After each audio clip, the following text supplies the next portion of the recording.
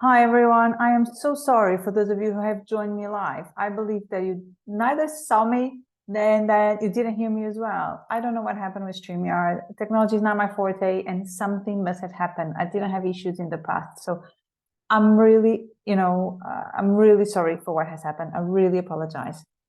But now I'll be delivering the training on this recorded Zoom so that everyone can watch the replay. So apologies if you try to join live, if you made the time, but the full training will be available for you to watch, okay, in the replay at your leisure. Once again, true apologies for that. Technology gets in the way and it gets a little bit into my nerves, but so it's live, right? So thank you for watching the replay. And with no further delay, let's go ahead to speak about the training today, right? I'll be checking my notes that I have on my screen underneath. So if you see my eyes going up and down, that's what I'm doing, okay? So let's talk about this, right? Because as the big majority of you know, I am a banker turned into career coach, right? So I've worked in banking in Santander specifically for over 13 years here in London.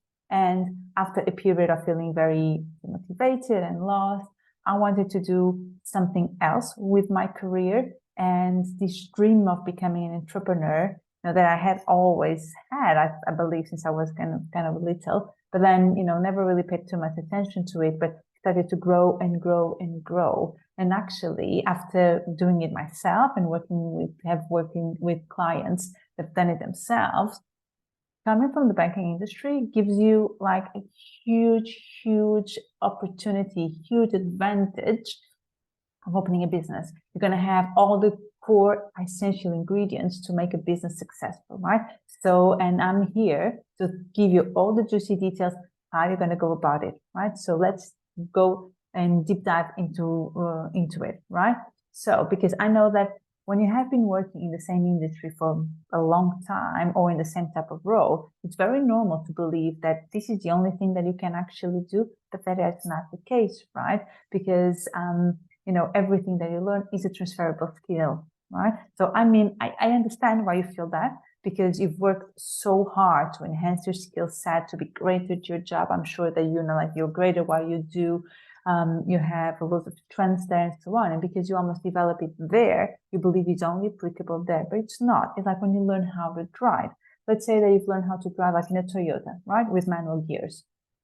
You've learned all the skills, everything that you have to do to be a good driver. Check the mirrors, check do you have the right gear on, make sure the car is on the right side of the road. All of the little things that we all have to do when we drive.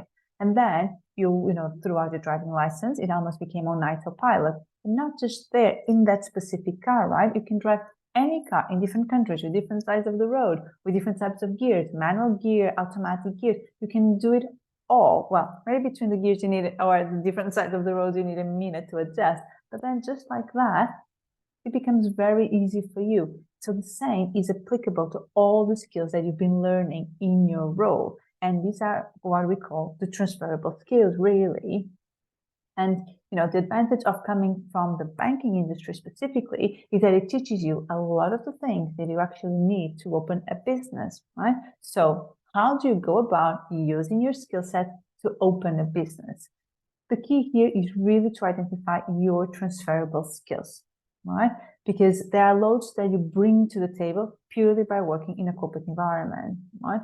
Because let's look at the two main qualities that you need to open your own business, right? Which is to work in a high pressure environment that you're already used to, right? Because when you open your business, the pressure is on you, right? You're going to be a solopreneur at the beginning, a mompreneur, like there's different words, right? But what it means is that you're going to be a one-woman show. Well, not all the time, but 9 times out of 10, you are a one-woman show at the beginning of opening a business. So the pressure is on. And is your business is a lot more important to you, well, yes, generally speaking, than when you do your role at the bank, right? So because of that, the pressure is definitely on, but you are already used to it. The other thing that you are used to and you know a lot about yourself is about your own resiliency, because you've been working the long hours, right? You've been working the long hours, you had different managers, you maybe manage a team, and you've been exposed to different elements that have put you under pressure and have tested your own resilience. And because you know that, it is hugely beneficial when you open your own business, right? And furthermore, you already have the notion of how to create and execute a project, right? I mean, a project is anything from planning a weekend trip with the kids or the family or friends to a big business transformation. And, in today's world where the banking is always changing, either it's a new piece of regulation, new ways of working, downsizing, whatever it might be, there's always change going around. So I'm sure that regardless of your specific role, you've actually have had to implement some change in your working area. So because of that, you know what a project looks like, you know what you have to do, you know how to work towards a goal, you know how to ask for help, you know how to report back, you know what's important, you know how to measure how the project is successful, right? You know how to embrace change, even if you didn't do it extremely well at the first attempt, you have learned some lessons. So you have all of that already. And that is essential when you open a business, right? I mean, you've also worked in a wider team or, able to leverage different strengths from everyone, which is great because it means you understand what the core skill set is and you know when you would benefit from help from someone else. That is gold, right? When it comes to opening your business, you need to know what you're doing. You need to know what your zone of genius. Some of you might heard me speak about this, your zone of genius and stuff, but not only zone of genius, everything that you can actually do. But you also know those areas that you could ask, for some help. You can use some extra pair of hands. So you already know how to identify that. And these are really essential skills when you plan your own business, right? There are, of course, other numerous skills that you have, but they are specific to you, right? So generally speaking, by working in the banking industry as a whole, this is the ones that you can really pick, right? Because these are essential to the business. And simply by working in banking, you already have them, right? That's the great news of all. Another tip to be able to identify your transferable skills is to pay attention to your role as a whole. I mean, typically in banking, your day-to-day activities don't really match the job description, i.e. you tend to do a lot more than your formal responsibilities. So look at that. Sometimes in that little bit extra, there's very juicy skills that you can use and that you actually want to use. Maybe that's why you do a little bit extra, because that's an area of interest. It's something that calls your attention, right? So look at that and look at that skill set and identify which skills you have there. Maybe these are the ones that really inform you. What can you do? What you're going to be great at doing in your business, right? Because these definitely increase your full skill set. And finally, look at any feedback that you will receive. I mean, the big majority of banking organizations do have a formal 360 feedback, right? Readiness for performance reviews and so on. But at a bare minimum, you would have the feedback on the one-to-ones with your manager. So take that, or, if you can, and you don't have a formal 360 feedback process, ask your manager in the interest of developing you and so on. Ask your manager if you can send some emails around to your stakeholders, see what they say about you. This will really help you to inform your full skill sets as well, because you will know really what are your core strengths that everyone is talking about, and potentially what are your weaknesses. And knowing your weaknesses when opening a business is key, right? Because you will know, okay, this is the area that maybe I lack a little bit of interest or motivation or skills. So this is an area that I need to look into getting some help from the beginning, right? This is magical. This is what makes, businesses flourish. So you will know all of that, right? Because coming from the banking world, you have huge advantages. So because let's look at the 3 core elements that make a business successful. First one, you need to be financially aware. Right? You need to understand what is the cost, what's costing you, what's the money going out of the business, and the money that you generate. And then the difference is your profit, right? So you need to be financially aware.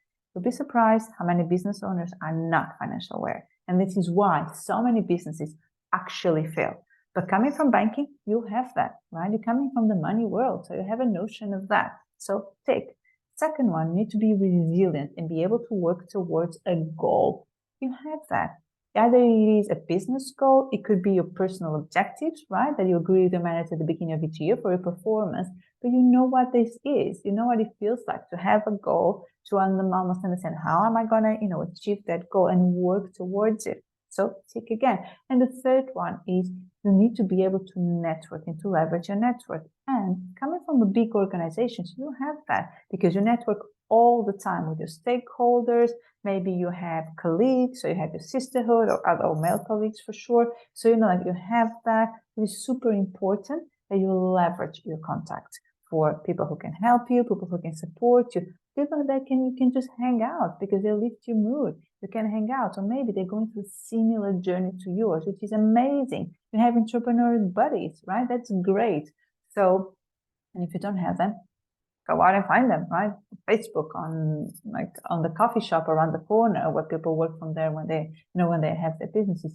So, but what I'm trying to say is that you have the skills to use or build a network that you need. And that is essential in opening a business. So you already have those 3 core ingredients purely from coming from the banking industry, which is amazing. So now all you have to do is to combine your full profile with your interests or areas of passion, right? And generate a business idea.